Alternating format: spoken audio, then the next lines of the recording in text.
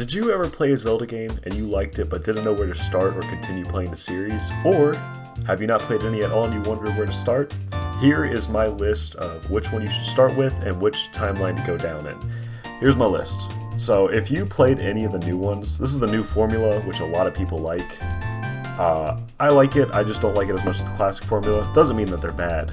So if you started off playing Breath of the Wild and you went into this, and maybe you just did Breath of the Wild and Tears of the Kingdom, the one that I would recommend next is going straight into Echoes of Wisdom and then going to Link's Awakening. The reason why is these are two of the ones that have the new formula where it's completely open world and you just go and do whatever.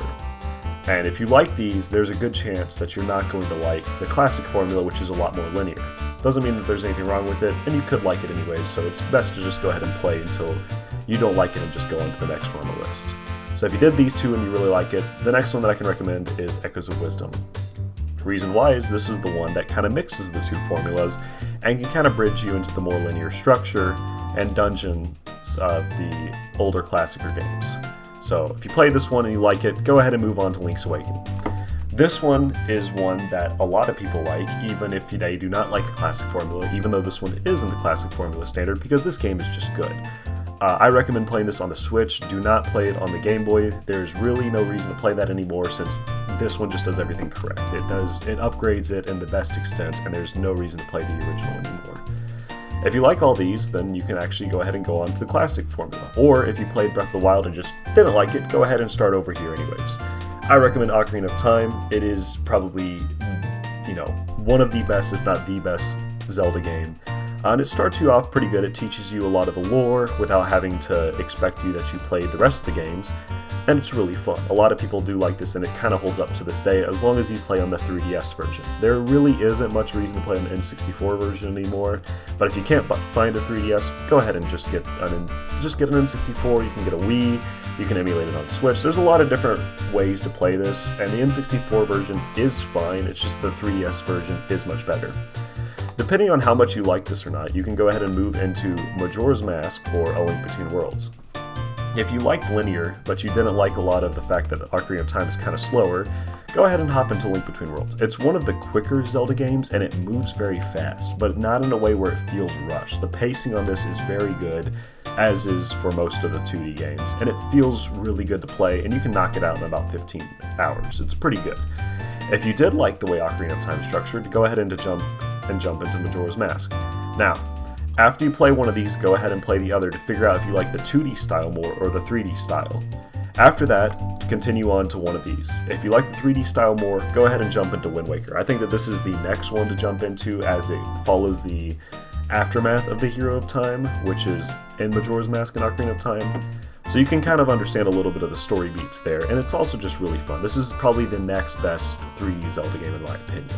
Again, this is all my opinion. Every person's going to have a different experience, but this is just ones where I find more people are willing to jump into the next one rather than if you just throw them at like the original Legend of Zelda. It's a little bit harder for them to get into.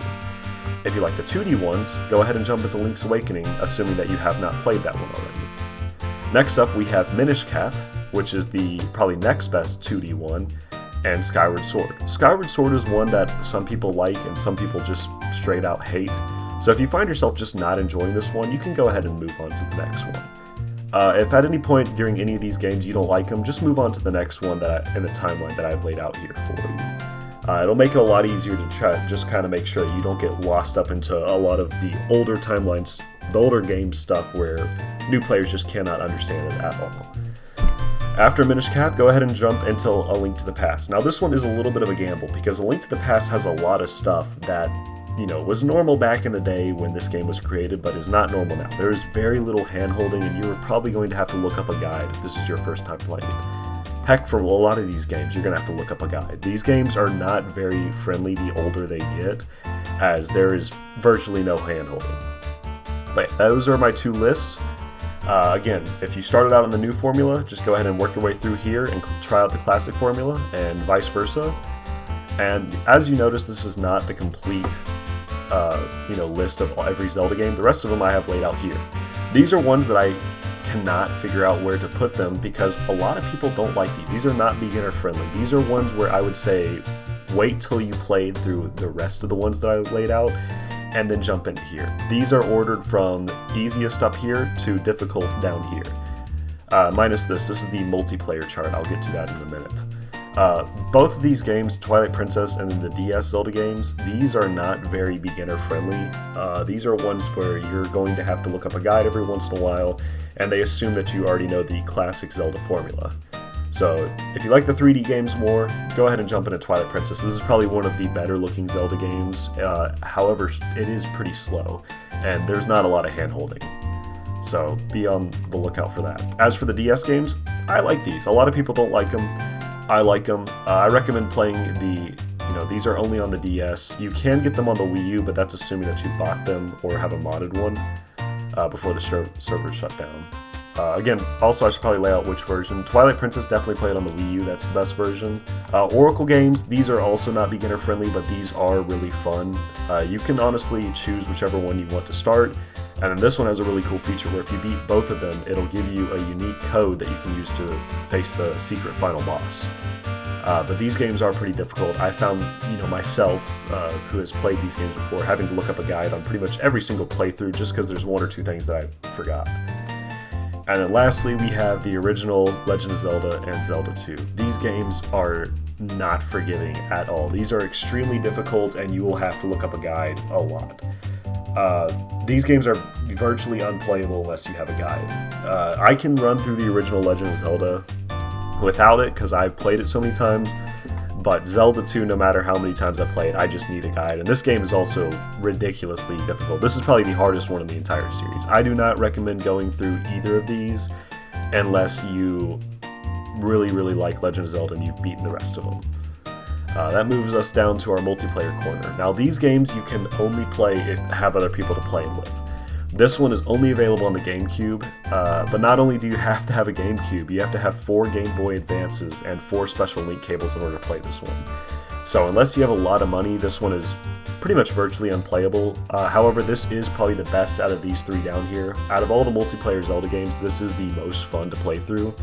So if you and your buddies just want to have a really fun time, this is kind of worth it to sink your money into to get, but it's going to cost a good amount, and then that's not even guaranteed that you like it. So again, this is one that I would only take if you just really like Zelda games and you're trying to beat and complete all of them.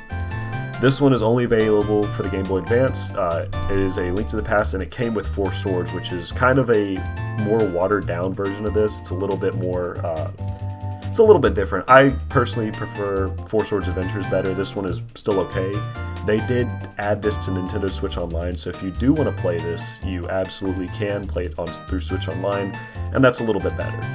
And then Triforce Heroes is just the weaker of this. You can only have 3 people, and then it's only available on 3DS, and the servers just shut down for it. So this one is just kind of, it's kind of hard to play, and then it's also not really worth it. It's not really the most fun.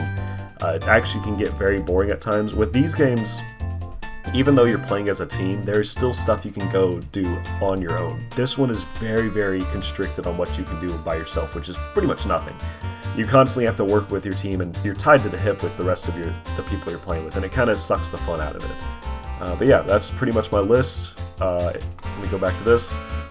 Let me know in the comments if you tried this out, and if you played no Zelda games at all, I think that this is a really good place to start. If you played 0 of them, I do recommend starting out with a new formula. This is a little bit more similar to games that have come out in recent times. So if you like, modern games, this is probably going to suit you a little bit better. Ocarina of Time is kind of, it doesn't really fit with a lot of the new stuff, so it's better to ease people into this route.